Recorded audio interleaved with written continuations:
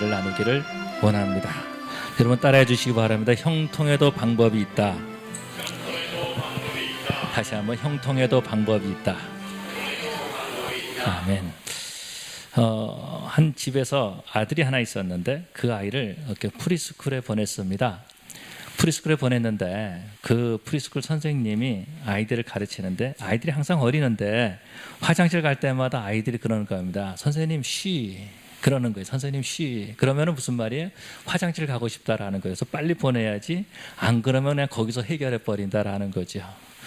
그런데 선생님이 생각할 때에 선생님 쉬 하는 것이 조금 이렇게 좀 이렇게 안 좋게 들렸던 것 같습니다. 그래서 뭐라 그랬냐면은 앞으로는 화장실 가고 싶으면 쉬하지 말고 휘바람이 불고 싶어요 이렇게 말하라 그랬다라는 거예요. 그래서 아이들이 이제 화장실 가고 싶으면은 선생님 쉬 이렇게 말하지 않고 선생님 휘바람이 불고 싶어요 이렇게 말을 했어요. 그랬더니 한국말도 잘하고 아주 아이들이 그렇게 잘 따라 했습니다. 그런데 그 집에 한 아들이 밤에 아빠한테 그러는 거예요. 아빠 휘바람이 불고 싶어요 그렇게 말하는 거예요. 아빠가 야 밤에 무슨 휘바람 부냐 그냥 자 그렇게 했습니다. 그랬더니 조금 있다가 아빠 휘바람이 불고 싶어요 막 그러는 거예요. 그러니까는 이 아빠가 그 아들에게 그럼 아빠 귀에다가 살짝 해 이렇게 말했다라는 겁니다.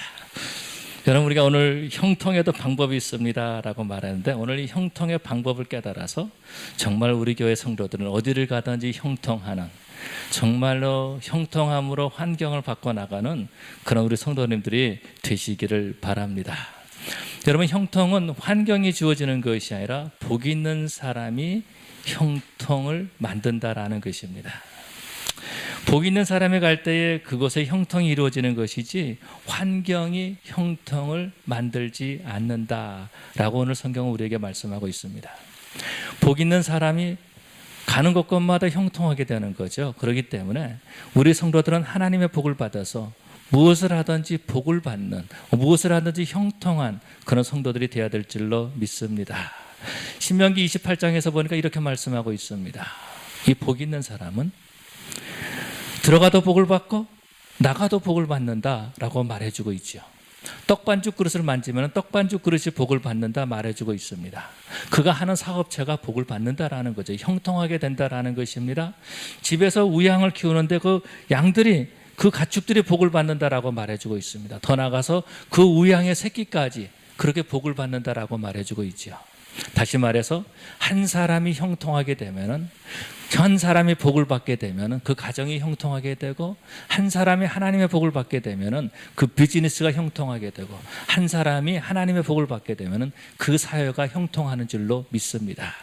그렇기 때문에 우리 교회 성도들이 복을 받음으로 하나님의 복을 받음으로 형통한 삶을 살 때에 우리가 그렇게 표어로 외쳤던 세상을 바꾸는 교회, 세상을 바꾸는 성도들이 될 줄로 믿습니다. 오늘 본문에서 보니까 이렇게 말씀하고 있습니다. 이 복 있는 사람은 악인의 꾀를 쫓지 아니하며 죄인의 길에 서지 아니하며 오만한 자의 자리에 앉지 아니한다라고 그렇게 말해주고 있지요. 그러면 그 사람은 복 있는 사람은 어떤 사람입니까? 하나님의 말씀을 아침 저녁으로 묵상하고 그 말씀을 즐거워하며 그 말씀을 묵상하는 자로다라고 말해주고 있습니다. 하나님의 말씀을 묵상하는 자라는 것은 어떤 것입니까? 하나님의 복을 받은 사람이다라는 거죠. 환경이 어떤 여건을 주어진 것이 아니라 하나님의 복을 받은 사람이라고 말해주고 있는데 하나님의 복을 받은 사람은요 그 철을 따라서 열매를 맺는다라고 말해주고 있습니다. 겨울에도 열매를 맺고 여름에도 열매를 맺고 봄에도 열매를 맺고 가을에도 열매를 맺는다라는 거죠. 그렇기 때문에 우리 성도들은 어디를 가든지 형통하는 어디를 가든지 열매를 맺는 그런 우리 베델 장로교회 성도들이 되어야 될 줄로 믿습니다. 안타까운 것은 어떤 것이냐면 오늘날 사람들이 기복신앙이라는 말을 합니다. 이 말은 무슨 말이냐면 우리가 하나님 앞에 복을 구해서는 안 된다라는 거예요. 복 때문에 하나님을 믿어서는 안 된다라고 말해주고 있습니다. 우리가 하나님을 복 때문에 믿는 것은 아니지만 우리 하나님께서는 우리에게 복을 주기를 원하신다라는 거예요. 그래서 오늘도 우리에게 형통할 수 있는 길, 형통할 수 있는 방법을 우리에게 보여주고 있다라는 것입니다. 우리 교회 성도들은 우리 베델교회 성도들은 하나님의 주신 복을 외면하는 자가 아니라 하나님이 주신 복을 받고 그 복을 누리고 그 복을 우리 자손들에게까지 유산으로 남길 수 있는 그런 성도들이 되었으면 좋겠습니다. 얼마 전에 리사리라고 하는 그런 여성분이 계신데 그분이 책을 썼습니다. 책을 써가지고 그 책을 이렇게 선물로 해서 그 선물을 받았어요. 그 선물을 받았는데 그 책 이름이 어떤 것이면 아픔이 제가 그 아픔이 뭐냐면은 그 책 이름이 아픔이 향기가 되어라고 하는 그런 수필집을 썼습니다. 아픔이 향기가 되는 그런 수필집을 썼는데 이 리사리는 어떤 분이시냐면은 한국에서 그 파인 아트 그러니까는 그림을 그리는 그런 전공을 했습니다. 미술을 전공을 하고 그러고 난 다음에 결혼을 했는데 그러고 아이를 임신하게 됐습니다. 그런데 남편이 교통사고로 세상을 떠난 겁니다. 그럼에도 불구하고 이 여인이 자기 아이를 낳습니다. 아들을 낳은 거예요. 근데 아이를 한국에서 키우려다 보니까 사람들이 아비 없는 자식이라고 그렇게 놀리는 겁니다. 아버지가 없는 아들이다라는 거예요. 그래서 안 되겠다 싶어가지고 그 아이를 데리고 미국으로 LA로 이민을 왔습니다.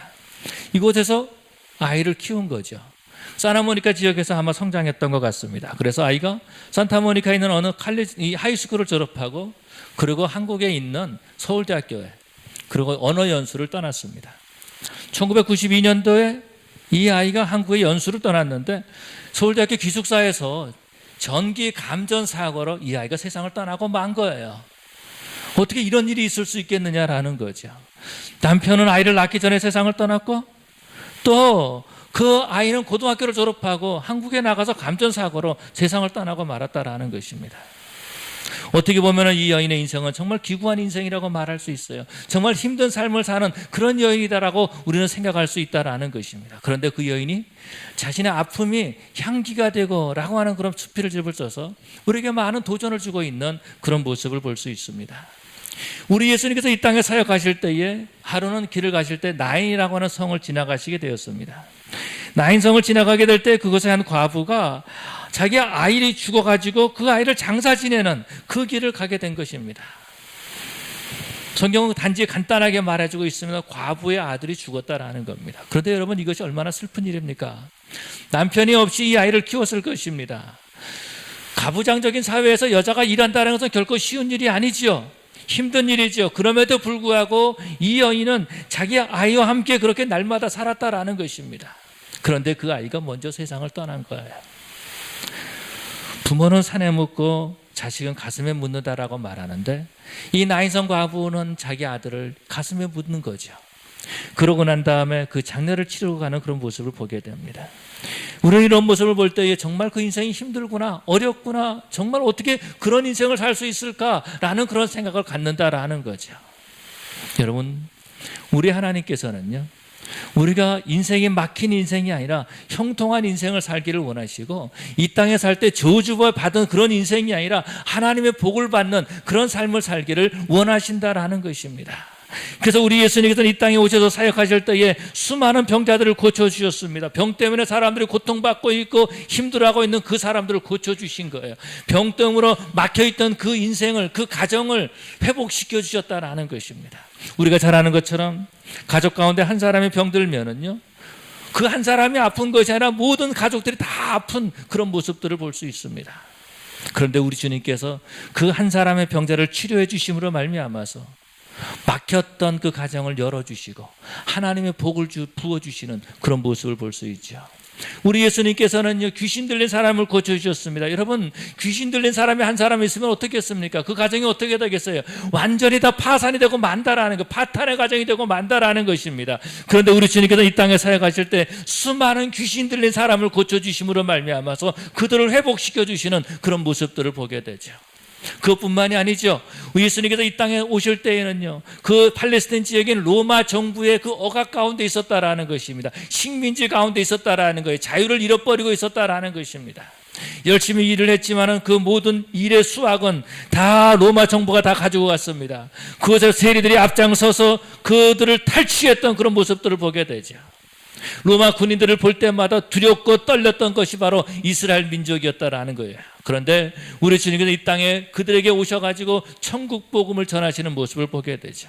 그들이 막힌 인생이 아니라 형통한 인생을 살기를 원하신 거예요. 두렵고 떨고 사는 그런 인생이 아니라 담대한 인생을 살기를 원하셨고, 좌절과 절망의 인생이 아니라 천국을 바라보는 소망의 인생을 살기를 원하셨다라는 것입니다. 사랑하는 성도 여러분, 우리 하나님께서는 우리에게 불통을 주시는 분이 아니라 형통을 주시는 하나님이심을 믿으시기 바랍니다. 그래서 오늘 본문을 통하여서 우리에게 가르쳐 주시는 것이 있어요. 복 있는 사람은 형통한 사람이고, 형통한 사람은 어디를 가든지 어떤 때에든지 열매를 맺는 인생이다라고 그렇게 가르쳐 주고 있다라는 것입니다. 그러고 난 다음에 뭘 말씀하고 있습니까? 오늘 본문을 통해서 우리 하나님께서 우리에게 원하시는 것이 있어요. 너는 복 있는 사람이 되어야 된다라는 것입니다. 복 받은 사람이 되어야 된다라는 거예요. 복을 받아야지만이 우리가 형통할 수 있다라는 것을 가르쳐주고 있고, 복을 받아야지만이 우리가 어디서든지 열매 맺을 수 있다라는 것입니다. 하나님께서는요, 하나님의 자녀들에게 복을 부어주기를 원하시고 복을 주시는 그런 하나님이심을 믿으시기 바랍니다. 조금 전에 말씀드렸던 그 리사리라는 분, 미국에 왔습니다. 미국에 오니까 영어를 할 줄 모르잖아요. 아마 그 당시에는 코리아타운에 있었던 것 같아요. 그래서 LACC에 있는 ESL 클래스를 들어갔습니다. ESL 클래스에 들어가가지고 그곳에서 열심히 영어를 배우기 시작한 거예요. 영어를 배우고 ESL을 공부하고 난 다음에 English 101, 102 이렇게 배웠겠죠. 그러고 난 다음에 글을 쓰기 시작했습니다. 그리고 숙제를 했는지 모르지만은 여러 편의 그 장문을 쓰기 시작하고, 그런 다음에 소설을 썼습니다. The Rich Boy라고 하는 소설을 썼는데, 이 소설이 잘 팔린 거예요. 사람들에게 정말 많이 알려진 거예요. 정말 잘 쓰여진 소설이 된 거예요. 그래서 그 리치 보이는 지금도 LACC에서 텍스트북으로 그렇게 사용하고 있다라는 것입니다. 남편을 잃었지만은요, 아이를 잃었지만은요, 이 여인은 행복한 삶을 살았던 거예요. 형통한 삶을 살았다라는 것입니다. 자기가 원하는 것을 이루는 삶을 산 거예요. 그것뿐만이 아니고 여러 개의 수필집을 쓰는 모습을 보게 됩니다. 이분이 나이가 70이 넘어가지고 성지순례를 떠났습니다. 성지순례를 떠났는데, 성지순례를 떠나기 전에 그 아는 언니가, 그것도 교회 권사님이셨겠죠.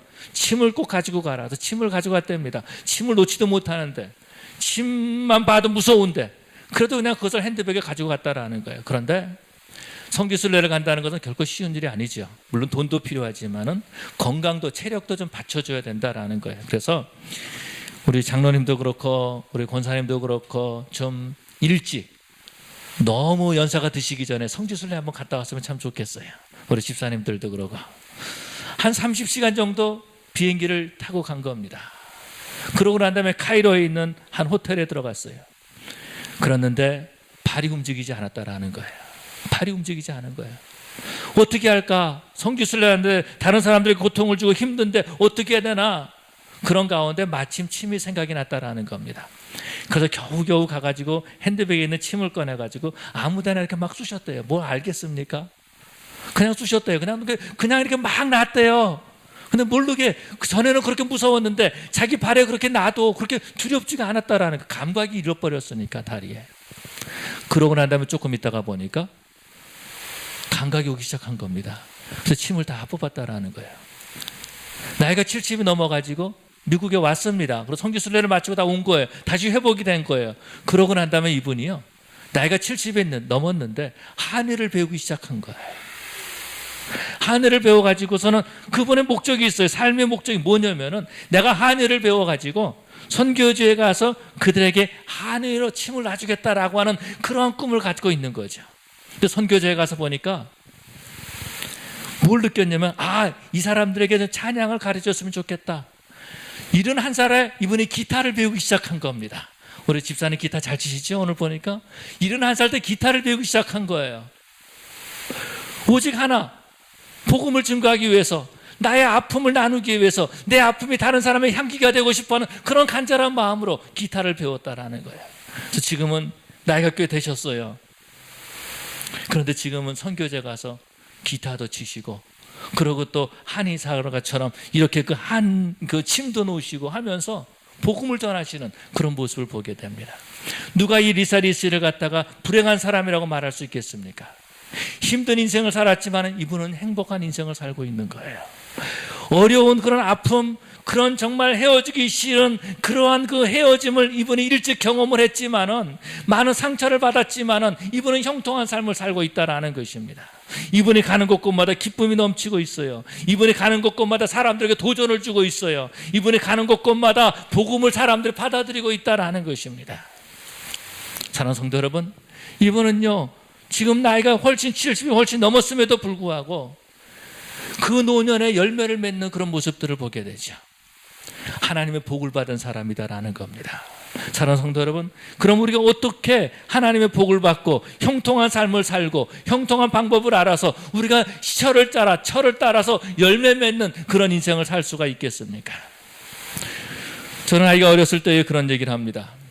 좋은 애들이랑 친구가 되라 라고 얘기를 합니다. 그러면 아이는 그러죠.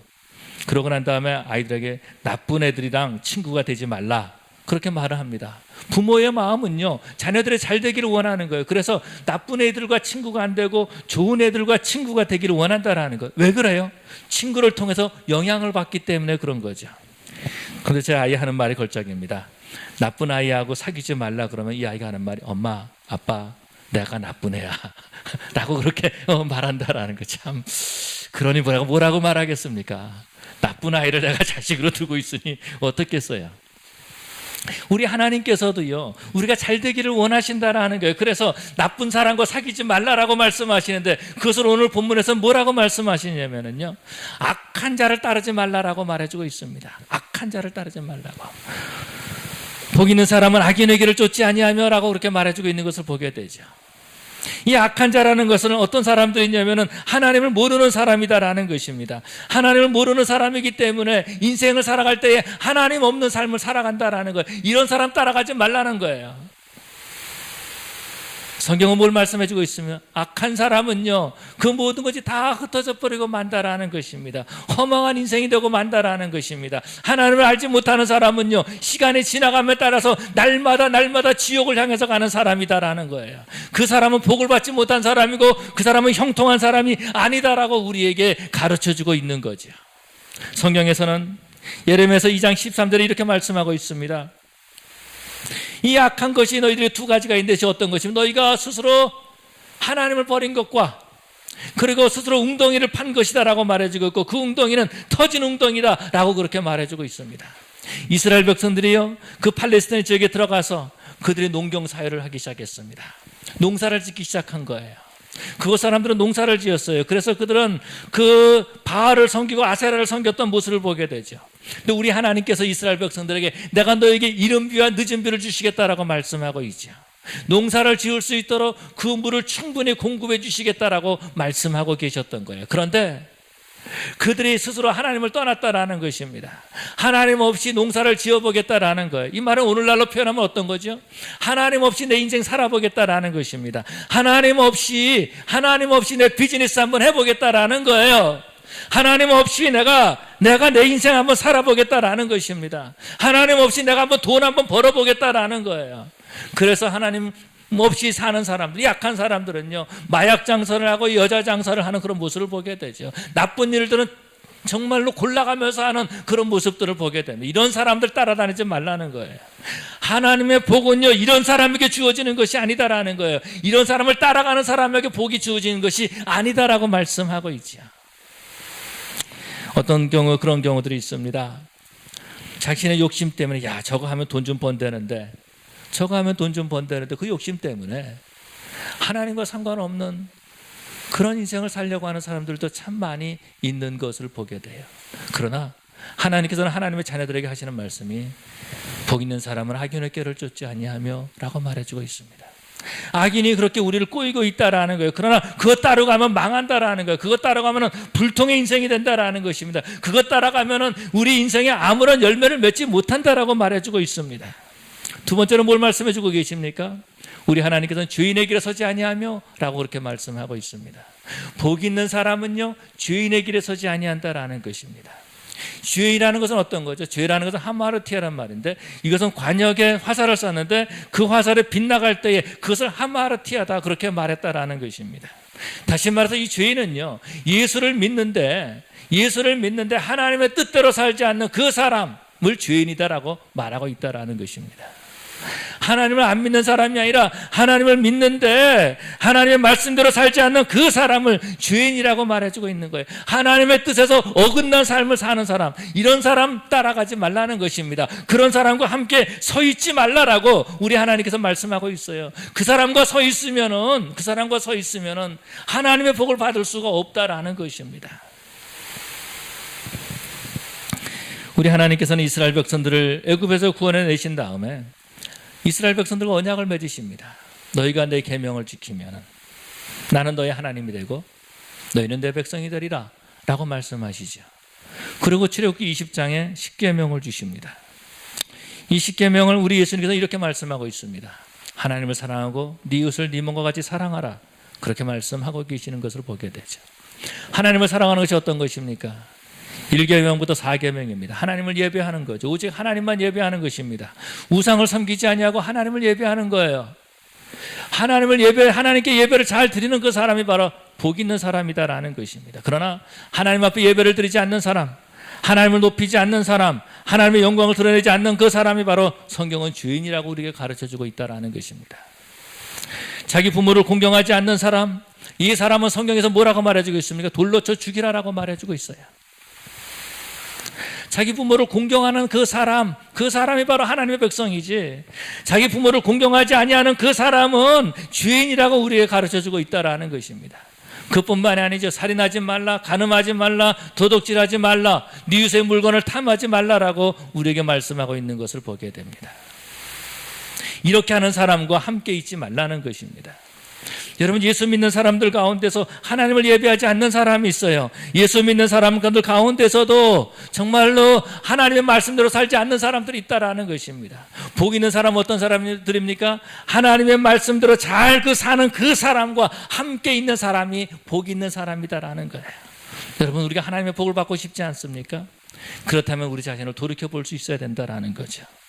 내 주위에 예수 믿지 않는 사람이 있지 않은가? 내 주에 예수를 믿는다고 하는데 삐딱하게 믿고 하나님의 말씀대로 살고 있지 않는 그런 사람을 내가 친구로 살고 있지는 않은가? 우리 자신을 돌이켜봐야 된다라는 것입니다. 세 번째로 우리 주님께서 이렇게 말씀하십니다. 복 있는 사람은 오만한 자의 자리에 앉지 아니하고 그렇게 말씀하고 있습니다. 오만한 자는 어떤 것이죠? 교만한 사람이다라는 거죠. 성경은 이렇게 말씀하고 있습니다. 교만은 패망의 선봉이요, 오만은 넘어짐의 앞잡이니라 라고 말씀하고 있습니다. 여러분, 패망하는 사람과 함께 있어서는 안 된다라는 거예요. 교만한 사람과 함께 있어서는 안 된다라는 것입니다. 교만한 사람은 어떤 사람입니까? 교만한 사람은요, 마음이 부요한 사람입니다.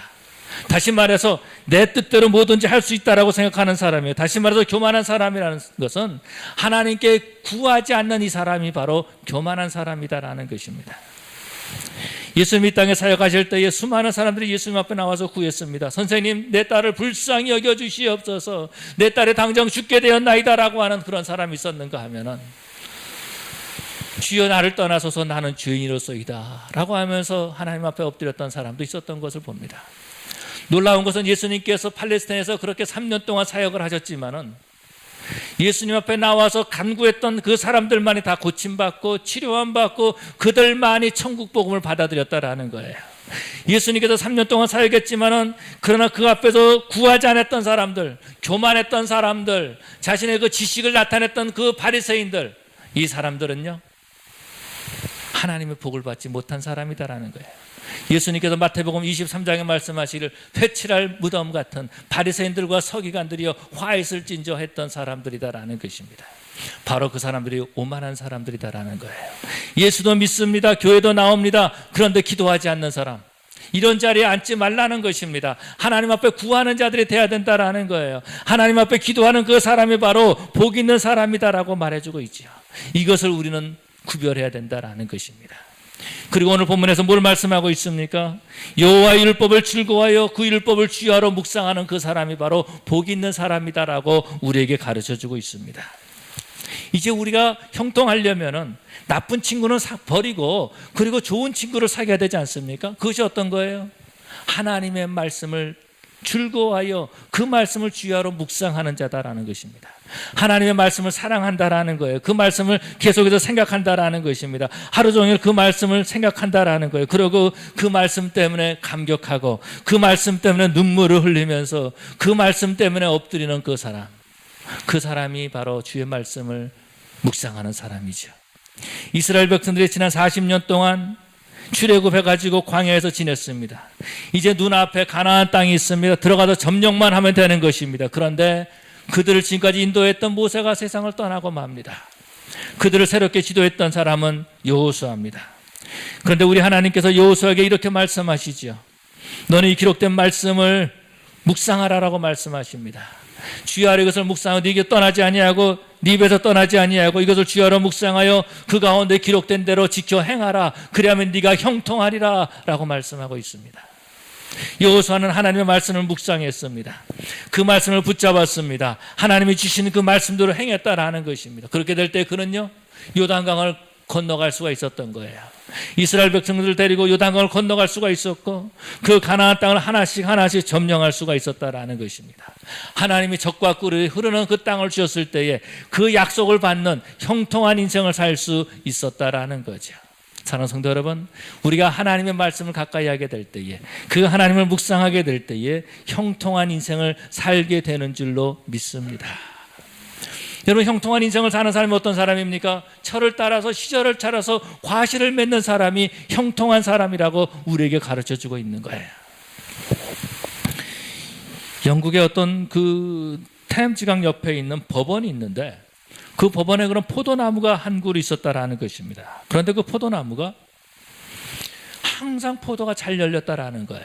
아주 큼직한 그런 맛있는 포도가 열린 거예요. 그런데 놀라운 것은 비가 오지 않고 가뭄이 됐는데도 이 포도나무만큼은 싹이 나고 이렇게 이파리가 파랗고 그러고도 비가 오지 않았는데도 다른 나무들은 다 말라서 죽는데 이 나무만큼은 포도를 맺는다라는 것입니다. 사람들이 생각해 봤어요. 도대체 이 나무는 어떻게 된 걸까? 그러면서 이 나무를 살펴보기 시작했습니다. 살펴봤더니 그 나무 뿌리가 저 밑으로 옆으로 쭉 계속 가 있는 거예요. 어디까지 가 있냐면은 템즈강까지, 런던의 템즈강까지 그 뿌리가 내려가 있었다라는 것입니다. 그랬더니 가뭄이 있어도 이 포도나무는 열매를 맺는 나무가 되었다라는 거예요. 여러분, 우리 인생에 봄과 같은 때가 있습니다. 청년의 때가 있는 거예요. 배움의 때가 있다라는 것입니다. 자신의 인생의 뜻을 세울 그런 때가 있다라는, 그런 때에도 열매를 맺는 인생이 바로 하나님의 말씀을 묵상하는 사람이다라는 거죠. 형통한 사람이다라는 것입니다. 작년의 때에 열심히 일할 때에 그때에도 열매를 맺을 수 있는 사람은 형통한 사람이다라는 것입니다. 노년의 때에 나이가 들어가지고 이제 인생의 마지막 그때에, 황혼기 때에, 결실의 때에, 가을의 때에, 그 가을의 때에도 열매를 맺는다라는 것입니다.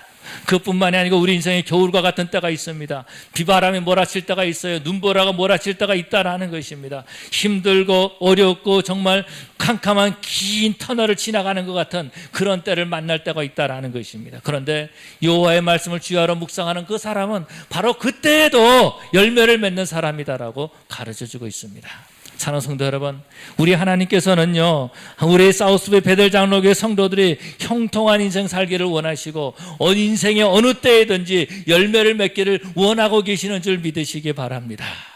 환경이 우리에게 복을 주는 것이 아니라 하나님이 우리에게 복을 주는 것을 믿는 사람은 악인의 꾀를 쫓지 아니하고 주인의 길에 서지 아니하고 오만한 자리에 앉지 아니하고 여호와의 율법을 사랑해서 주야로 그 율법을 묵상하는 사람인 줄로 믿습니다. 여러분, 우리 성도들이 형통하게 될 때예요. 우리 성도들이 가는 곳곳마다 형통하게 된다라는 거예요. 우리 성도들이 하는 일들마다 잘 되게 된다라는 것입니다. 불통하는 회사에 갔다 할지라도 우리 성도가 그곳에 들어가게 되면은 그 회사가 형통하게 된다라는 것입니다. 안 되는 비즈니스가 있다 할지라도 우리 성도들이 그 비즈니스를 만지기만 하면은 형통하게 된다라는 것입니다.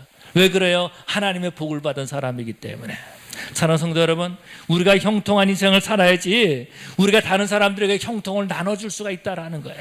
우리가 하나님의 복을 받아야지 우리 자녀들에게도 형통한 인생을 남길 수가 있다라는 것입니다. 여러분, 우리 자녀들에게 어떠한 말을 남기기를 원하십니까?